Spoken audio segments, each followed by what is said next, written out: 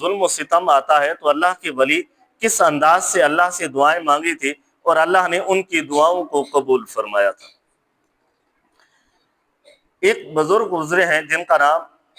امام ابو یوسف نبہانی علیہ رحمہ، انہوں نے ایک کتاب لکھی، کتاب کا نام ہے جامع الکرامات۔ اس میں ایک اللہ کے ولی کا ذکر کیا جس کا نام تھا شیخ احمد شربینی علیہ رحمہ۔ یہ مقام صبر پر فائز سے، اس کے بعد ہے مقام توکل، اس کے بعد ہے مقام رضا۔ یوں سمجھیں کہ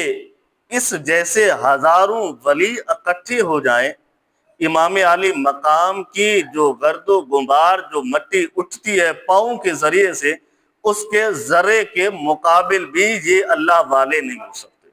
اللہ نے جو امام علی مقام کو جو عطا فرمایا ہوا ہے، مقام جو ملا ہے، تو تاریخ میں آتا ہے کہ ان کا صرف ایک بیٹا تھا،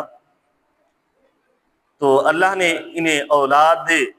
صالح عطا فرمائی تھی، اور ایک ہی بیٹا تھا، اور جو ابھی نابالغ تھا، چھوٹا بچپن ہی میں تھا، کہ اس کی اتنی طبیعت خراب ہوئی کہ یہ جائے نماز پر بیٹھے اللہ کا ذکر کر رہے تھے،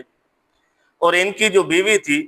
وہ اپنے بیٹے کو دیکھ رہی تھی، تو دیکھتے ہوئے جب دیکھا کہ بیٹے کے اوپر وقت نزا ہے تو دوڑی آئی اور آ کر اپنے شوہر یعنی حضرت شیخ احمد شربینی علیہ رحمہ جو ولایت کے مقام پر فائز تھے، ان کو آ کر عرض گزاری کی کہ آپ کی اللہ کے ساتھ بڑی لو لگی ہے،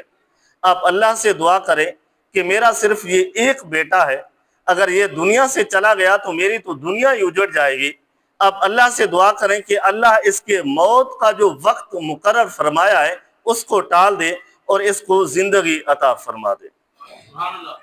ان کی بیوی حضرت شیخ احمد شربینی علیہ رحمہ کی خدمت میں حاضر ہو کر عرض گزاری کر رہی،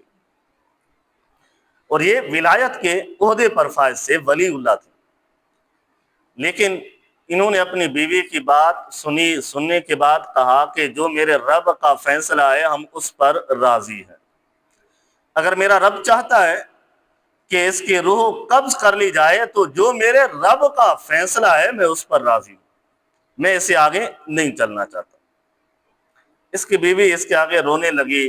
آوازیں نکالی، عرض گزاری کی، لیکن یہ مانے نہیں، مقام رضا مقام صبر پر یہ فائز تھی۔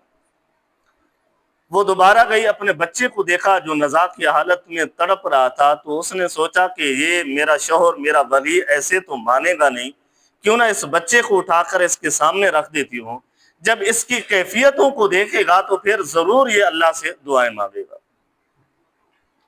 اس نے پھر ایسا کیا، اپنے بچے کو اٹھا کر لے آئی جہاں پر شیخ احمد شربینی علیہ رحمہ بیٹھے تھے جائے نماز پر، ان کے سامنے رکھ دیا،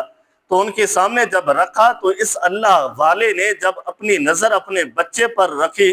تو دیکھا وہ تڑپ رہا ہے، مقام صبر پر فائز سے ولی اللہ تھے، ولایت کا مقام اسے ملا ہوا تھا، جب اپنے بچے کی تڑپ کو دیکھا تو تڑپ اٹھے، اللہ سے دعا مانگی، اے اللہ اس بچے کو زندگی عطا فرما دے،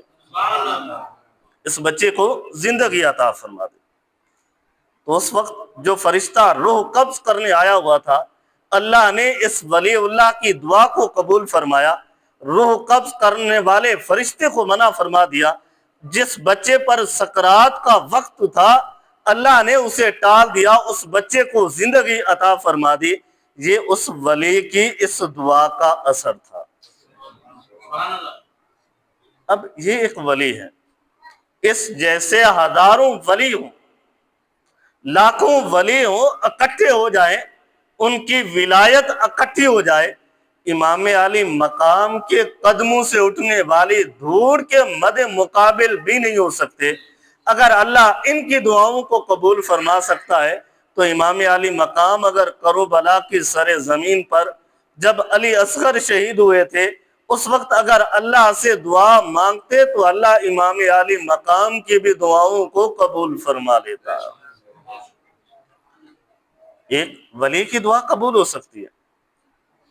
اور اس کے بیٹے پر سکرات کا وقت تھا، وہ ٹل گیا، اس کے روح قبض ہونے والی تھی، روح قبض نہیں ہوئی، کیونکہ اللہ نے اپنے ولی کی دعا کو قبول فرمایا۔ اسی طرح اگر حضرت محمد صلی اللہ علیہ وسلم، محبوب مصطفیٰ صلی اللہ علیہ وسلم کو جب بچپن میں خبر ملی تھی کہ میرے اس نواسے کو کربلا کی سر زمین پر شہید کر دیا جائے گا، لیکن میرے نبی نے یوں کبھی دعا نہیں مانگی، اے اللہ میرے اس نواسے پر آنے والے امتحان کو دور فرما دے۔ اگر میرا نبی مانگتا دعا تو کربلا کی سر زمین کا واقعہ رونما ہی نہ ہوتا، لیکن میرے نبی نے یوں دعا مانگی، اے اللہ میرے اس نواسے کو